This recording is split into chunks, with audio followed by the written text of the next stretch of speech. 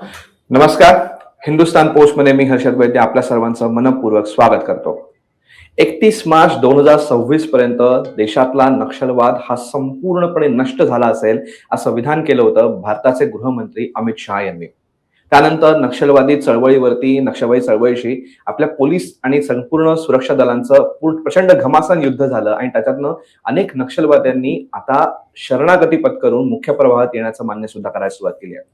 या सगळ्याच पार्श्वभूमीवरती महाराष्ट्रामध्ये असेल किंवा देशामध्ये जी नक्षलवादी चळवळ फोफावली होती, या नक्षलवादी चळवळीचं नेमकं मूळ काय आहे आणि त्यातून तो कशा पद्धतीने विस्तारत गेला, आज जो समाजाचा त्याला पाठिंबा मिळतोय किंवा कशा पद्धतीने त्याला पाठिंबा मिळत होता, कशा पद्धतीने पोलीस दल आणि नक्षलवाद्यांचं युद्ध होत होतं, या सर्वच गोष्टी आणि त्यातूनही सर्वात महत्वाचा प्रश्न की जे विधान किंवा जो निर्धार व्यक्त केला गेला होता की 31 मार्च 2026 पर्यंत नक्षलवाद संपूर्णपणे नष्ट होईल, हे प्रत्यक्षात येतंय का, या सगळ्याच गोष्टींची चर्चा आज आपल्याला करायची आहे. आणि त्यासाठी आज आपल्यासोबत उपस्थित आहेत महाराष्ट्राचे माजी पोलीस महासंचालक आणि स्वातंत्र्यवीर सावरकर राष्ट्रीय स्मारकाचे माजी अध्यक्ष प्रवीण दीक्षित सर. सर, आपलं मनपूर्वक स्वागत. नमस्कार सर. माझा पहिलाच प्रश्न तुम्हाला असा आहे की नक्षलवादी चळवळीच्या आपण उगमापासून सुरुवात करू की नक्षलवाद हा नेमका आहे काय आणि मुळात सर्वात महत्वाची गोष्ट म्हणजे त्याचा उगम कसा झाला. नक्षलवाद आपल्याला कल्पना आहे की साधारणतः 1967-68 पासून सुरू झाला असं समजलं जातं. 1967 साली त्यावेळच्या बंगालमध्ये, पश्चिम बंगालमध्ये नक्षलवाडी म्हणून एक सिलिगुडीच्या जवळ गाव आहे. तर त्या ठिकाणी असलेल्या चारू मुजुमदार आणि त्याचे काही सहकारी यांनी आपल्या देशामध्ये सुद्धा माओवादी विचारांचा पगडा घेऊन भारतामध्ये सुद्धा चीनप्रमाणे माओवादी जशी चीनमध्ये क्रांती केली तशी भारतामध्ये करण्यासाठी म्हणून सुरुवात केली आणि थोड्याच दिवसामध्ये ती पश्चिम बंगालपर्यंत मर्यादित न राहता पश्चिम बंगालपासून त्यावेळच्या बिहारच्या पुढे, म्हणजे त्यावेळचा झारखंड हा त्यावेळचा बिहारचाच भाग आहे, ओरिसा, पुढे आंध्र प्रदेश, महाराष्ट्राचे काही सीमावर्ती भाग, मध्य प्रदेश, त्याच्यामध्ये छत्तीसगड आला. तर अशा जवळजवळ 16 राज्यांमध्ये आणि 120 जिल्ह्यांमध्ये हे जवळजवळ त्यावेळेला असं म्हटलं जायचं की पशुपतीपासून ते तिरुपतीपर्यंत किंवा त्याच्या खाली देखील, म्हणजे अगदी पार केरळपर्यंत देखील त्याची पाळंमुळं पसरलेली होती. आणि त्याला मोठ्या प्रमाणामध्ये आंध्र प्रदेश, आता जो विशेषतः तेलंगणा हा जो भाग आहे, तिथे असलेलं जे काही शेतकरी आणि त्यांची पिळवणूक आहे त्याच्या विरुद्ध म्हणून या माओवादी जे नेते होते त्यांनी, ज्याला दंडकारण्य म्हटलं जातं, या दंडकारण्य मधल्या संपूर्ण रेड कॉरिडॉरमध्ये ह्या प्रकारचा प्रचार सुरू केला. आता त्याची पूर्वीची बॅकग्राऊंड अशी होती की ज्यावेळेला इंग्रज भारतामध्ये होते त्यावेळेला त्यांनी इथले जे आदिवासी लोक आहेत की जे प्रामुख्याने या दंडकारण्य भागामध्ये राहत होते, ते ह्यांच्यामध्ये आणि बाकीच्या लोकांमध्ये एक फूट पाडण्यासाठी म्हणून फोडा आणखीन राज्य करा किंवा डिव्हाइड आणि रूल अशा प्रकारचं धोरण अवलंबून या आदिवासी भागामध्ये कुठल्याही प्रकारची प्रगती करायची नाही, कुठल्याही प्रकारे तिथे आधुनिक सुख सोयी सवलती यांचा काही प्रचार करायचा नाही, प्रसार करायचा नाही, असं एक धोरण आपल्या बाजूने ठेवलेलं होतं. आणि त्याचा गैरफायदा घेऊन तिथे जी काही डेव्हलपमेंट होत नव्हती किंवा झालेली नव्हती, तर त्याचा गैरफायदा या माओवादी लोकांनी मोठ्या प्रमाणामध्ये उचलला.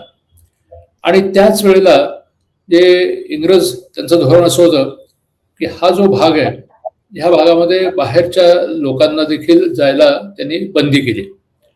म्हणजे इतर जे भागातले लोक असतील त्यांनी येऊच नाही, त्यांच्यासाठी तिथे एक इनर लाईन परमिट सारखं त्यांनी एक परमिशन घेतल्याशिवाय आतमध्ये जायचं नाही, अशा प्रकारचं धोरण आखलं. आता ह्याचा परिणाम असा झाला की जे ख्रिश्चन मिशनरी होते त्यांना मात्र आतमध्ये जायला पूर्णपणे मुभा होती. त्यामुळे एका बाजूला हे ख्रिश्चन मिशनरी आतमध्ये जात होते, तिथल्या लोकांना, विशेषतः आदिवासी लोकांना मोठ्या प्रमाणामध्ये लक्ष करून त्यांचं धर्म परिवर्तन करीत होते.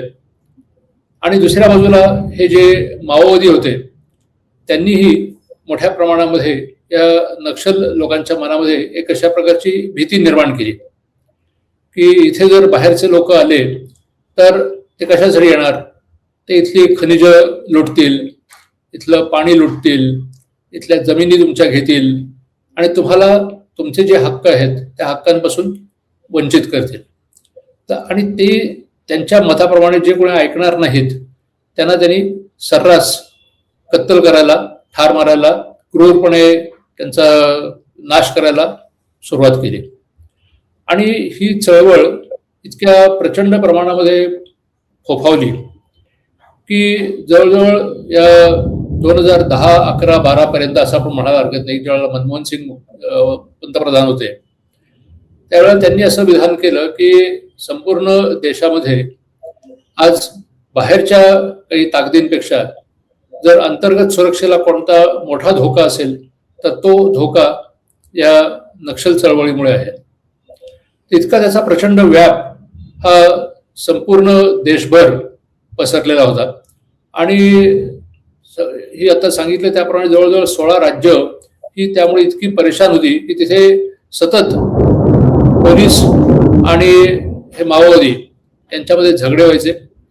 माओवादींचं तंत्र असं होतं की ते केवळ तिथल्या स्थानिक लोकांनाच क्रूरपणे ठार मारत होते असं नाही, त्यांच्याच बायकांना, मुलींना पळवत होते असं नाही, लहान लहान मुलांना त्यांच्यामध्ये भरती करून घेत होते असं नाही, तर त्यांचं मुख्य लक्ष होतं तिथली जी काही सुरक्षा यंत्रणा होत्या, जसं तर पोलीस स्टेशन्स असतील किंवा प्रशासनीय काही अधिकारी असतील, तर त्यांच्यावरतीही हल्ले करायचे, त्यांनाही ठार मारायचं.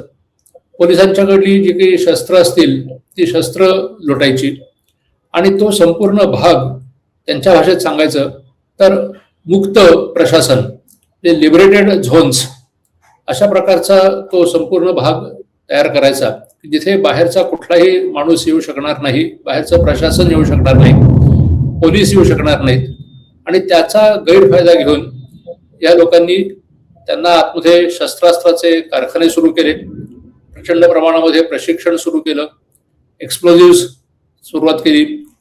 त्याच्यातच त्यांना देशाबाहेरच्या काही शक्ती त्यांच्याकडनंही ताकद मिळायला लागली, जसं श्रीलंकेतली LTTE आहे किंवा नेपाळकडून काही त्यांचे माओवादी वगैरे त्यांच्या मार्फत त्यांना शस्त्रास्त्रांचा मोठा पाठिंबा मिळायला लागला, काही इतर इक्विपमेंट्स मिळायला लागली, कम्युनिकेशनसाठी इक्विपमेंट्स मिळायला लागली.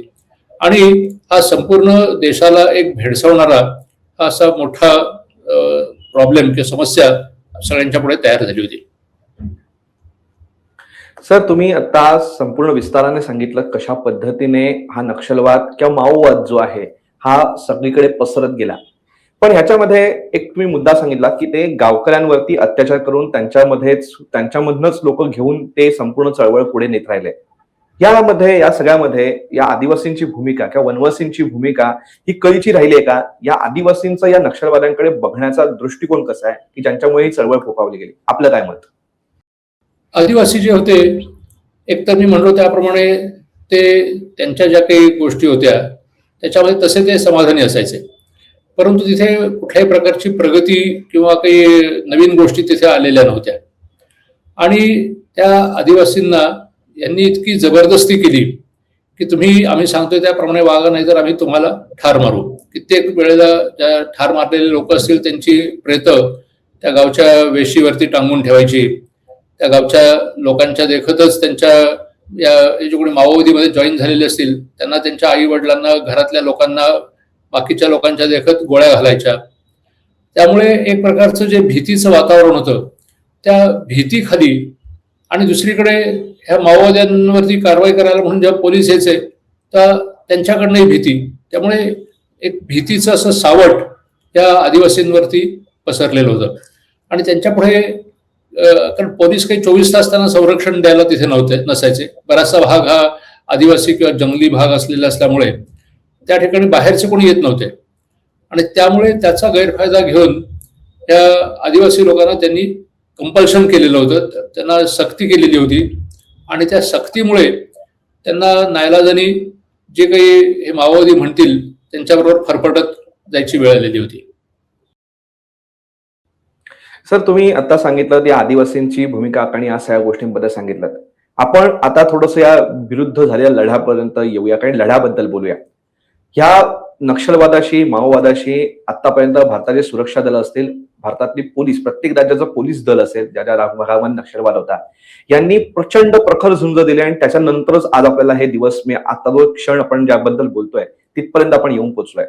हा जो संपूर्ण लढा जो झाला 1967 पासून ते आतापर्यंत, हा नक्षलवादाचा विरुद्धचा जो लढा होता, हा कशा पद्धतीने लढला गेला, त्यातले कुठले महत्वाचे टप्पे आहेत, कारण आपण पण महाराष्ट्र पोलिसांचं या लढ्यामध्ये नेतृत्व केलेलं आहे. तर कशा पद्धतीने हा लढा लढला गेला, यातले महत्वाचे टप्पे कुठले, याबद्दल आम्हाला सांगा. मुख्य काय होतं की हा जो सगळा भाग होता एक तर दुर्गम होता. तर त्याच्यामध्ये एक छत्तीसगडमध्ये अबुझमाड म्हणून एक पहाड आहे. आता तो अबुझमाड पहाड किंवा बाकीचा जो भाग आहे तो असा भाग आहे की जिथे बाहेरचा माणूस आला रे आला की तो लगेचच आयडेंटिफाय होतो, लगेचच तो ओळखला जातो की हा बाहेरचा माणूस आहे, आणि त्यामुळे त्याला ठार मारणं हेही त्यांना सोपं व्हायचं.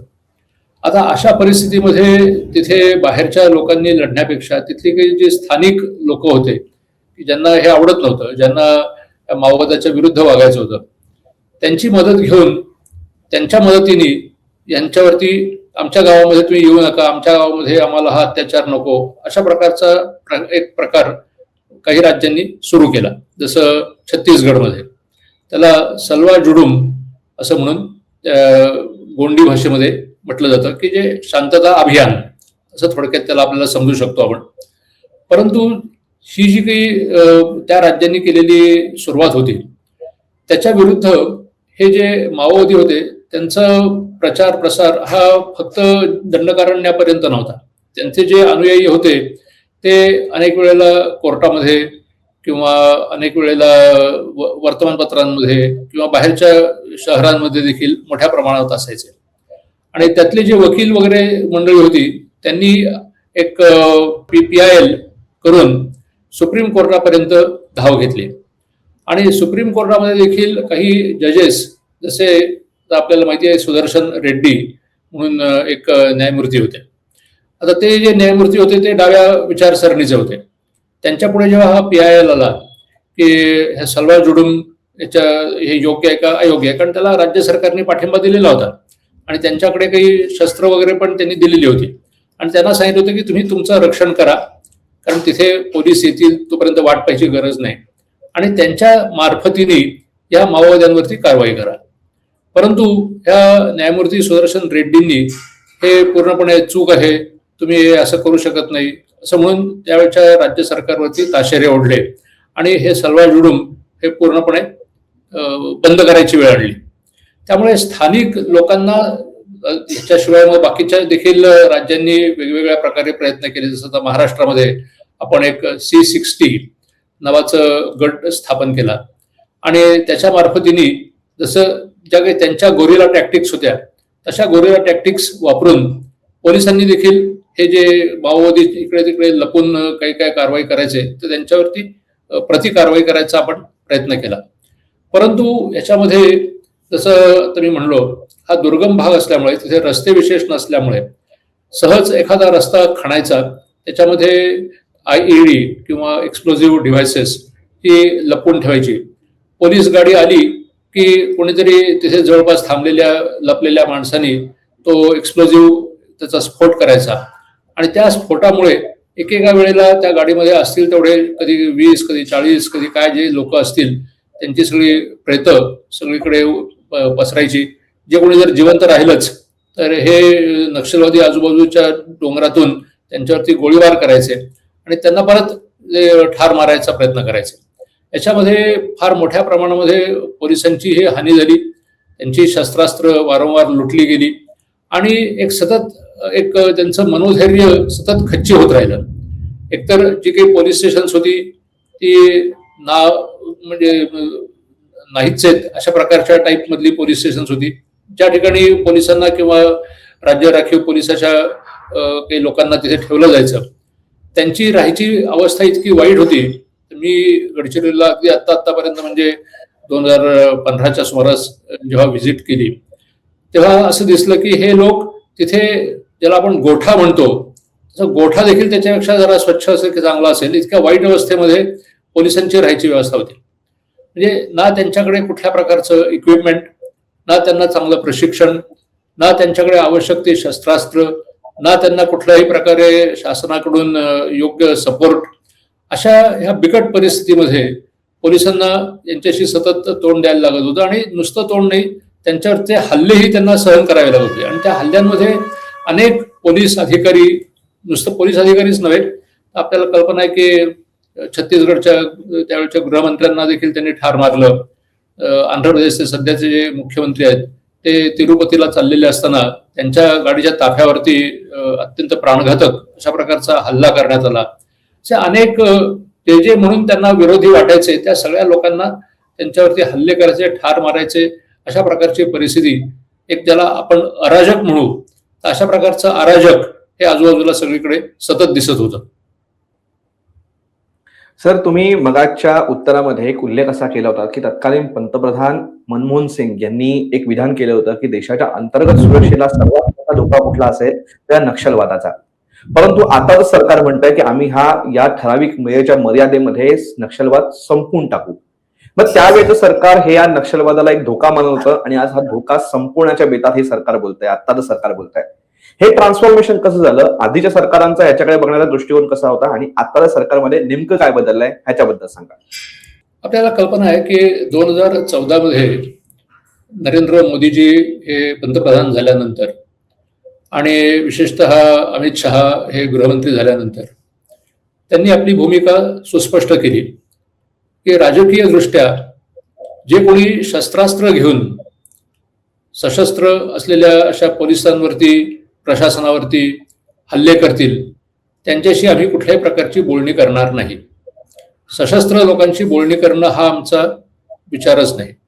तुम्ही शस्त्र टाका, तुम्हाला जी काही विकासाची मागणी आहे त्या विकासाच्या मागणीला आमचा पूर्ण पाठिंबा आहे आणि तो विकास आम्ही जरूर त्या ठिकाणी होईल याची तुम्हाला खात्री देतो.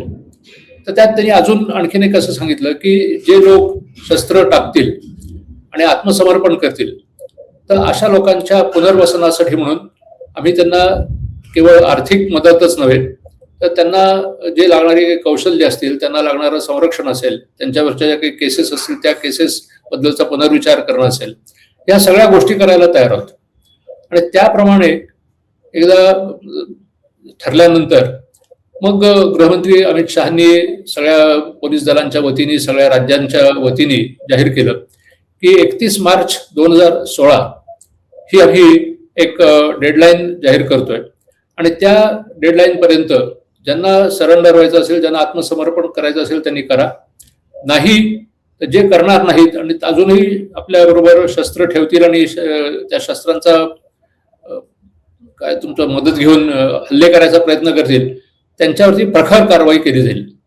ही जी राजकीय शक्ती होती की राजकीय इच्छाशक्ती होती ती राजकीय इच्छाशक्ती सुस्पष्ट करण्यामुळे सर्व राज्याच्या सर्व पोलीस दलांनी, तिथल्या प्रशासनाने, तिथल्या राजकीय नेत्यांनीही हीच भूमिका घेतली आणि त्या भूमिकेचा फायदा होऊन आपल्याला कल्पना आहे की गेल्या वर्षभरामध्ये 10,000च्या पेक्षा अधिक माओवाद्यांनी वेगवेगळ्या राज्यातून, मग त्याच्यात आंध्र प्रदेश आहे, तेलंगणा आहे, आज सुद्धा काही या माओवाद्यांनी सरेंडर केलेलं आहे. गडचिरोली सारख्या भागात असेल, छत्तीसगड असेल, झारखंड असेल, या सगळ्याच राज्यातल्या जे नेते होते त्यांनी मोठ्या प्रमाणामध्ये सरेंडर केलेलं आहे.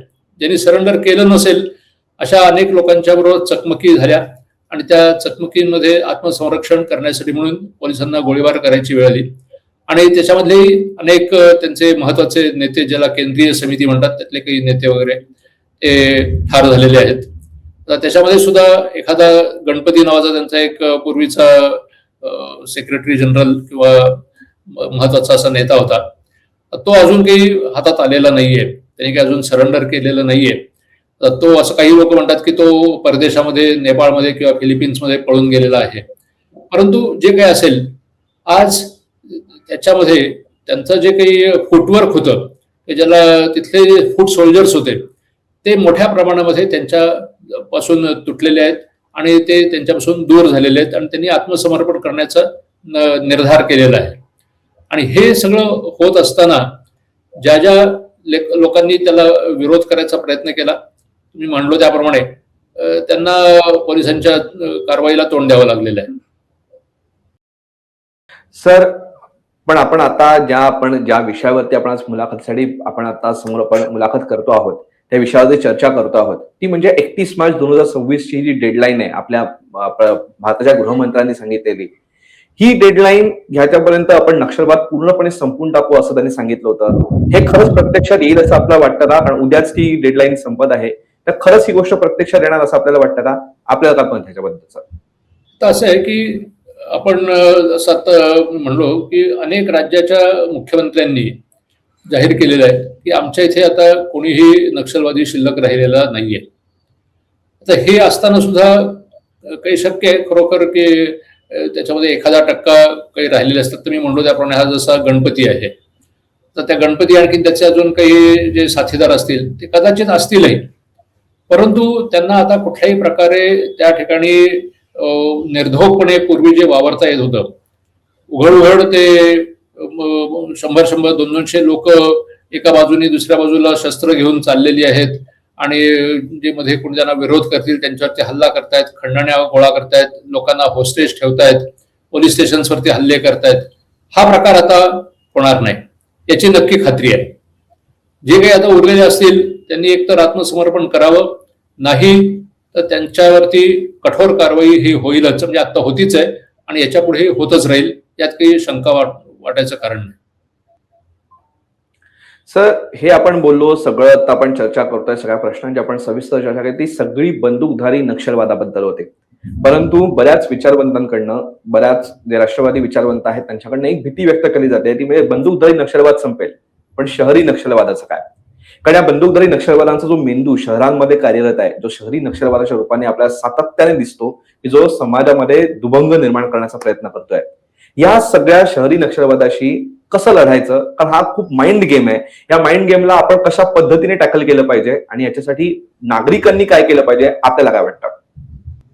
असं आहे की हा जो ही जी टर्म आहे की अर्बन नक्षलवाद, तर ही जी शहरी नक्षलवाद ही जी संकल्पना आहे ही 2007 साली ज्यावेळेला माओइस्ट किंवा कम्युनिस्ट पार्टी, माओइस्ट लेनिनिस्ट हे जे काही गट होता त्यांनी एक पुस्तिका तयार केली होती की स्ट्रॅटेजी आणि टॅक्टिक्स ऑफ रेव्होल्युशन.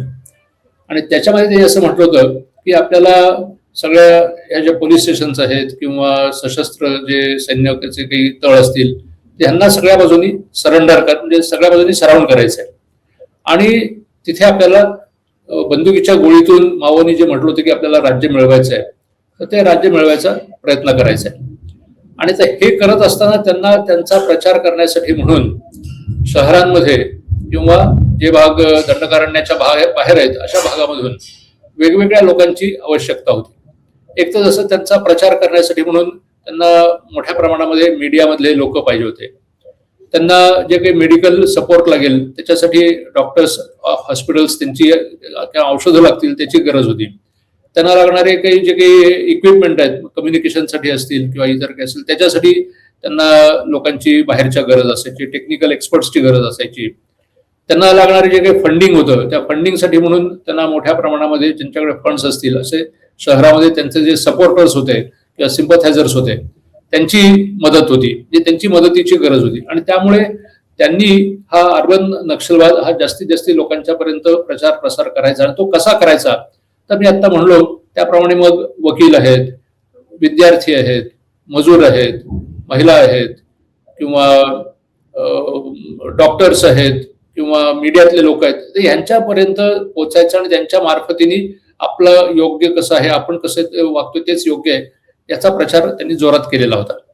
आता मूळ जो नक्षलवाद आहे हाच पूर्णपणे जवळजवळ संपण्यात आलेला आहे किंवा संपलेला असं पण आपल्याला म्हणायला हरकत नाही. त्यामुळे जी सशस्त्र चळवळ होती ती त्यांची जवळजवळ नाउमेद किंवा नाहीशी होण्याच्या पंथावरती आहे. आता अशा वेळेला जे कोणी त्यांचे साथीदार आहेत त्यांनी जरी लोकांच्या मध्ये फूट पाडायचा प्रयत्न केला, विकासाच्या गतीला रोखायचा प्रयत्न केला, तरीही ती कशासाठी हे लोक त्यांना विचारणार आहेत. तुम्ही विकास का थांबवताय? तुम्ही या दंडकारण्य भागाचा असेल किंवा इतर भागाचा असेल तो विकास का होऊ देत नाही आहात. आणि त्यासाठी भारत सरकारने आपल्याला कल्पना आहे की डिसेंबर 2025 मध्येच एक भारत म्हणजे सर्व या राज्याच्या मुख्य सचिवांची महासंचालकांची एक बैठक घेतली होती. 3 दिवस चाललेल्या बैठकीमध्ये स्वतः पंतप्रधान आणि गृहमंत्री उपस्थित होते आणि त्यांनी ह्या सर्व भागामध्ये कशा प्रकारे सुशासन हे चालवलं जाईल, त्या ठिकाणी कशा प्रकारे तिथले जे लोकल पोलीस आहेत ते लोकांच्या अडीअडचणी समजावून घेऊन त्यामध्ये वेळच्या वेळेला कारवाई करतील या संबंधी मार्गदर्शन केलं होतं आणि एक ब्ल्यूप्रिंट त्याची तयार केलेली आहे की कशा प्रकारे इथून येणाऱ्या काळामध्ये सुशासन सगळ्या राज्यांमध्ये राबवलं जाईल आणि त्याची सुरुवात झालेली आहे. त्याप्रमाणे आता आपल्याला कल्पना आहे की विकासाची जी फळं आहेत जे त्या ठिकाणी असणारे रस्ते असतील, वेगवेगळ्या नद्या वगैरे किंवा जिथे अवघड असे काही जागा असतील त्या ठिकाणचे पूल असतील, त्या ठिकाणी बँकेची सोय असेल, त्या ठिकाणी शाळा आहेत, त्या ठिकाणी आरोग्याच्या सोयी आहेत, त्या ठिकाणच्या लोकांना रोजगाराच्या सोयी उपलब्ध करून देणं असेल, त्या लोकांना जी काही आवश्यक अशा ज्या शासकीय वेगवेगळ्या कल्याणकारी योजना आहेत त्या सगळ्या खुद्द पंतप्रधान मोदींनी तर असं सांगितलं होतं की तुम्ही सॅच्युरेशन होईल इतके प्रयत्न करा आणि तिथल्या प्रत्येक माणसाला ज्या काही भारत सरकारच्या जवळ 137 अशा कल्याणकारी योजना आहेत तर त्या सर्व योजना त्या ठिकाणी पूर्णपणे सतत राबवल्या जातील याची खात्री करा. त्यामुळे जे काही आपण या लोकांना विकासाची फळं मिळाली नाहीयेत अशी एक भावना होती, ती भावना याच्या पुढच्या काळामध्ये राहणार नाहीये. किंबहुना आपल्याला कल्पना आहे की सध्या छत्तीसगडमध्येच एक ट्रायबल यांच्यातर्फे खेलो इंडिया किंवा खेलो ऑलिम्पिकच्या दर्जावरती या ट्रायबल लोकांच्यासाठी म्हणून असं खेलो इंडिया एक सध्या सुरू आहे आणि त्यामध्ये ह्या सगळ्या भागातील तरुण तरुणी त्या ठिकाणी गेलेले आहेत आणि हजारोंच्या संख्येने येऊन त्यांच्यामध्ये एक उत्साहाचं वातावरण निर्माण केलेलं आहे. त्यांना चांगल्यापैकी खेळाची मदत तिथे दिली जाते, त्यांच्यात स्पर्धा घेतल्या जात आहेत. हे म्हणजे खेळाचंच असं नाही, इतरही अनेक ज्या योजना आहेत त्या योजना त्या ठिकाणी चांगल्या प्रकारे सर्व ह्या राज्यांमध्ये राबवल्या जात आहेत आणि त्यामुळे विकासाची पूर्ण फळं आपल्यापर्यंत पोहोचतायत याची खात्री झाल्यामुळे हे लोक देखील आता येणाऱ्या काळामध्ये या कुठल्याही प्रकारे या माओवादाला सपोर्ट करणार नाहीयेत. त्यांच्यासाठी म्हणून आम्ही प्रयत्न करतोय असं म्हणणारे जे काही अर्बन नक्सल्स आहेत ते कदाचित बोटं मोडत राहतील की नाही नाही हे बरोबर नाहीये, ते योग्य नाहीये, परंतु त्यात तुम्ही केवळ शाब्दिक विरोध करणं हे वेगळं आणि सशस्त्र त्याच्यासाठी काही प्रयत्न करणं हे वेगळं. तर हा जो शाब्दिक विरोध आहे हा येणाऱ्या काळामध्ये चालू राहील. त्याला कशा प्रकारे उत्तर द्यायचं ते प्रशासन उत्तर देत राहील, परंतु विकास कोणीही म्हटलं तर थांबवा तर तो विकास थांबला जाणार नाही आणि भारत सरकार आणि ही बाकीची सगळी राज्य सरकार ही त्याबद्दल खंबीर आहेत आणि विकास होणारच. आणि 2047 पर्यंत हा जो विकसित भारत ही जी संकल्पना आहे त्याच्यामध्ये या दंडकारण्यातील भाग तिथले जे आदिवासी लोक आहेत त्यांचा फार मोठा हिस्सा राहील यात काही मला तरी शंका वाटत नाही. सर, तुम्ही आज आम्हाला वेळ दिलात आणि नक्षलवाद या का मोठ्या गोष्टीची आज ज्याच्याबद्दल आपण लढतोय, इतक्या वर्षांचा लढा आहे आणि या लढ्यावरती आता आपण विजय मिळवायच्या आपण अगदी काही क्षणांचाच मी काय पण काही त्या आपण उंबरठ्यावरतीच आलेला की विजयाच्या ह्या सगळ्या गोष्टींचं तुम्ही आम्हाला विश्लेषण करून सांगितलं आणि आमच्या प्रश्नांना सविस्तर उत्तर देऊन ही चळवळ आणि या सगळ्या मागच्या लढ्याची कशी पार्श्वभूमी होती आणि हा कशा पद्धतीने लढला गेलाय आणि आता भविष्यामध्ये त्याच्यामध्ये काय होणार आहे या सगळ्याच गोष्टींची तुम्ही आम्हाला उत्तर देऊन आम्हाला त्याच्याबद्दल प्रबोधन केलं याबद्दल हिंदुस्थान पोस्ट तर्फे आपले मनपूर्वक आभार. नाही, हिंदुस्थान पोस्टने ही संधी दिल्याबद्दल मी आपला आणि हिंदुस्थान पोस्टचा आभारी आहे की सर्वसाधारण जनतेला मी विनंती करीन की आपण सावध राहा. हे जे विकास विरोधक असे जे काही आपण आता म्हणलात त्याप्रमाणे लोकांना एक प्रकारचं संशय निर्माण करणारे लोक आहेत त्यांना ओळखा आणि त्यांच्यापासून सावध राहा. धन्यवाद. तर हे होते प्रवीण दीक्षित सर. त्यांनी आपल्या नक्षलवाद या चळवळीचं किंवा जी काय आपल्या देशांतर्गत जे आपल्या सुरक्षेला धोका तयार झाला होता, आपल्या देशात सार्वभौमतेला जो एक धोका तयार झाला होता, त्याच्या विरोधातल्या आपल्या लढ्याचं त्यांनी संपूर्ण विश्लेषण केलं आणि याच्यामध्ये भविष्य काळामध्ये आपण कशा पद्धतीने ह्याचे जी काही ते पाळंमुळं आहेत ती कशा पद्धतीने खणून काढणार आहोत याबद्दल सविस्तर त्यांनी सांगितलं आणि पोलीस आणि सुरक्षा दलांनी कशा पद्धतीने त्याच्याबद्दल बहादुरीने लढा दिलाय हेही आपल्याला सांगितलं. आणि त्यांनी आपल्याला काही महत्वाच्या गोष्टी सांगून आता या पुढे येणाऱ्या काळापासून आपल्याला वाचवायचं असेल तर कशा पद्धतीने आपल्या भारतीयांनी सावध राहायला पाहिजे आणि आपल्या देशामध्ये एकजूट कशा पद्धतीने कायम ठेवली पाहिजे याबद्दल आपल्याला सांगितलं. तर ही मुलाखत तुम्हाला कशी वाटली कमेंट बॉक्समध्ये नक्की सांगा आणि असेच माहितीपूर्ण व्हिडिओज बघण्यासाठी हिंदुस्तान पोस्ट युट्यूब चॅनलला सबस्क्राईब करा आणि फेसबुक पेजला लाईक फॉलो करायला विसरू नका. धन्यवाद.